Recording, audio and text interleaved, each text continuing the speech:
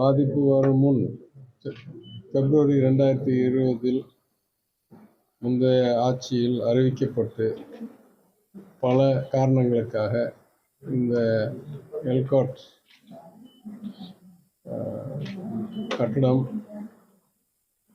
சுமார் 4 ஆண்டுகளுக்கு மேல் தாமதமாகி இன்றைக்கு சுமார் 3 லட்சம் சதுரடி மொத்த அளவிலும் சுமார் 2 லட்சம் சதுரடி அலுவலகம் செலுத்தும் அளவிற்கு 6 அடுக்குமாடியில் பொது சேவைகள் உட்பட்டு இந்த கட்டடம் பல தடைகளை தாண்டி பல திட்டமிடுதலில் இருந்த குறைகளை தாண்டி கிட்டத்தட்ட முடிகிற அளவுக்கு இன்றைக்கு வந்துவிட்டது. மாண்புமிகு முதலமைச்சரால் விரைவில் என் கணிப்பில் ஒரு 2 வாரங்கள் பீரியட்குள்ள இங்கே திறந்து வைக்கப்படும் என்பதில் மிக்க மகிழ்ச்சி அடைகிறோம். இன்றைக்கு கோவையில் இத்தகைய அலுவலகங்களுக்கு மிக அதிகமான தேவை இருக்கிறது. ஏற்கனவே இங்கே இருக்கிற சுமார் 2 லட்சம் சதுரடிக்கு எங்கள் கணிப்பில் ஒரு 6லேருந்து 7 லட்சம் சதுரடி வரைக்கும் கோரிக்கை வந்திருக்கு வாடகைக்கு. அதை முறையாக எந்த ஒரு தனி நிறுவனத்துக்கும் கூடுதல் பங்கில்லாமல், அதே போல் சிறு குறு குறிப்பாக ஸ்டார்ட் அப் நிறுவனங்களுக்கு 5 சீட்டு 10 சீட்டு 50 சீட்டு தேவைக்கு ஏற்பட உடனடியாக வழங்கும் வகையில் கோவர்க்கிங் ஸ்பேஸ் என்ற முறையிலும் பல விதிமுறைகள் உருவாக்கி அதன் அடிப்படையில் மாண்பு முதலமைச்சர் இதை திறந்து வைத்தவுடன் இந்த குத்தகை விடப்பட்டு அலுவலகங்கள் திறக்கப்படும் என்று நம்புகிறோம். நான் கூறியது போல் இன்றைக்கு கோவையில் இருக்கிற மிகப்பெரிய குறைவு இத்தகைய சரியான ஆஃபீஸ் பில்டிங்ஸ். எனவே இது பல காரணங்களுக்காக தாமதமானாலும் பல சிறப்பு முயற்சிகள் எடுத்து அரசாங்கத்தினால் பல தடைகளை தாண்டி இன்றைக்கு எல்லா தேவையான விதிமுறைகள் சான்றிதழ்கள் எல்லாம் பெற்று இதை திறக்கும் வழியில் இருப்பது மிக்க மகிழ்ச்சி அடைகிறது. நானே இங்கே சென்ற ஆண்டு வந்து கூட ஆய்வு செய்தேன். அன்றைக்கு இன்னும் சில தடைகள் பாக்கி இருந்தன. அதையெல்லாம் தாண்டி இன்றைக்கு திறப்புக்கு தயாராகி உள்ள சூழ்நிலையில் வர்றது மகிழ்ச்சி அடைகிறேன். சாதாரணமாக ஐடி துறையில் சொல்லுவோம், ஒரு 100 சதுரடிக்கு ஒரு டெஸ்க் வைக்க முடியும்னு. அந்த அடிப்படையில் 2 லட்சம் சதுரடினா சுமார் 20,000 பேர் வரைக்கும் வேலை செய்கிறதுக்கு, 2,000 பேர் வரைக்கும் வேலை செய்கிறதுக்கு இல்லை மேலே 3,200.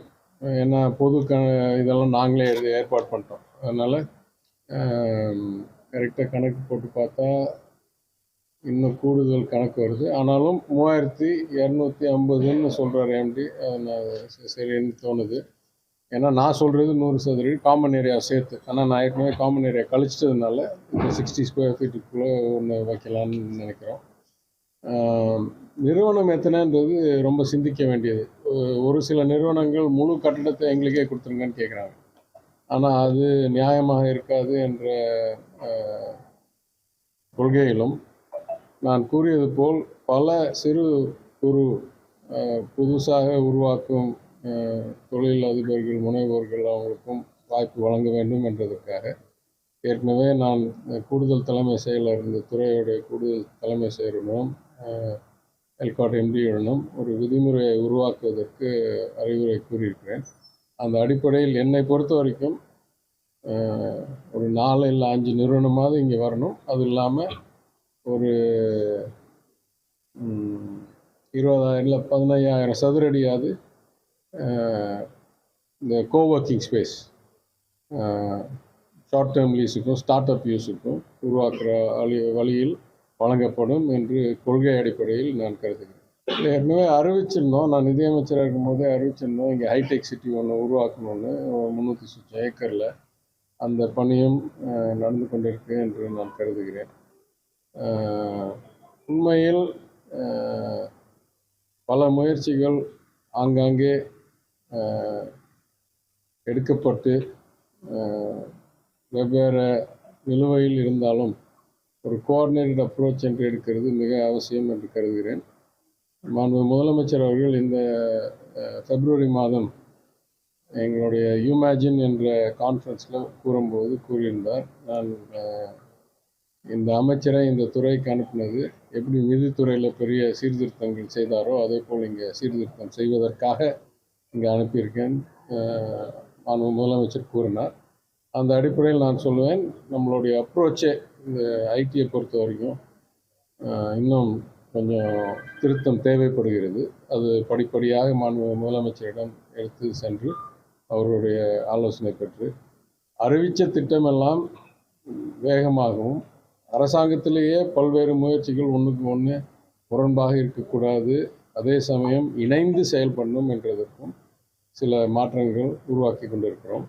அதன் அடிப்படையில் நீங்கள் கேட்குற மாதிரி கோவையில் மட்டும் இல்லை, 2-3 இடத்துல அறிவிச்சிருக்கோம். ஒசூரில், கோவையில், சென்னை, வடக்கு சென்னையில் இந்த மாதிரி ஒரு இன்டகிரேட்டட் சிட்டிஸ், ஹைடெக் சிட்டிஸ் என்ற முயற்சியை எடுத்து அதில் எல்லா வசதிகளும், அதாவது தங்கும் வசதி, ஆஃபீஸ், பொது வழி, ஹாஸ்பிட்டல், ஸ்கூல், ஷாப்பிங் மால் எல்லாம் இருக்கிற மாதிரி பண்ணால் தான் ஒரு அளவுக்கு கம்பீட் பண்ண முடியும் பெங்களூரோட, ஹைதராபாடோடன்றது தெளிவாக தெரிஞ்சு தான் 2 ஆண்டுகளுக்கு முன்பே நிதிநிலை அறிக்கையிலேயே அந்த மாதிரி உருவாக்கப்படும் என்று கூறியிருக்கிறோம். அதற்கு லேண்ட் அக்விசிஷன் என்ற படிப்படியாக முயற்சிகள் எடுத்துக்கொண்டே இருக்கிறார்கள். அதை இன்னும் வேகப்படுத்தலாம். அவங்க துறையோடு பேசுகிறது பொருந்தும்னு நினைக்கிறேன். நான் இன்றைக்கி இந்த துறையில் இருக்கேன், அதனால் நான் ரொம்ப அதில் இறங்க விரும்பவில்லை. ஆனால் நான் பொதுவாக ஜிஎஸ்டி பற்றி கூற வேண்டியது நான் பல முறை கூறியிருக்கிறேன். நான் முதல் முறை உறுப்பினராக முதலமைச்சர் என்னை அனுப்பினவுடன் ஒரு அறிக்கை போலேயே ஒரு ஒரு கடிதத்தை கவுன்சிலுக்கும் ஒன்றிய நிதியமைச்சருக்கும் எழுதி தந்தேன். அதுவும் அவங்க பெருந்தன்மையோடு எல்லா மாநிலங்களுக்கும் அனுப்பி வைத்தார்கள். அதில் பல குறைகளை, திட்டம் இடுதலில் பல விளைவுகளை நான் சுட்டிக்காட்டியிருக்கிறேன். அதனால் நான் கூறுவேன், இது ஒரு சின்ன உதாரணம் தான். ஒரே பொருளில் சிலது 5%, சிலது 12%, சிலது 18% தான். இல்லை அது தனித்தனியாக விற்றா வேறு ரேட்டு, ஒன்றா சேர்ந்த வேறு ரேட்டு, இதெல்லாம் ஒரு 1000ல் ஒரு உதாரணம். இந்த அடிப்படை திட்டமிடுதலில் பல பிழைவுகள் இருக்குன்னு கூறுகிறேன். அது பொது வழியில் இருக்குது, அது பாருங்கள். திருத்தறத்துக்கு எனக்கு அரசாங்கத்துடைய மனப்பான்மை சரியாக இருக்கணும் என்று தான் நான் கூறுவேன். எப்போ ஒன்றிய அரசாங்கம் இதை முழுமையாக ஏற்றுக்கொண்டு நல்ல மனதோடு அனைவருக்கும் வாய்ப்பளித்து இது சீர்திருத்தணும்னு நினைக்கிறாங்களோ, இதை மிகவும் வேகமாக திருத்தலாம் என்று நான் நம்புகிறேன்.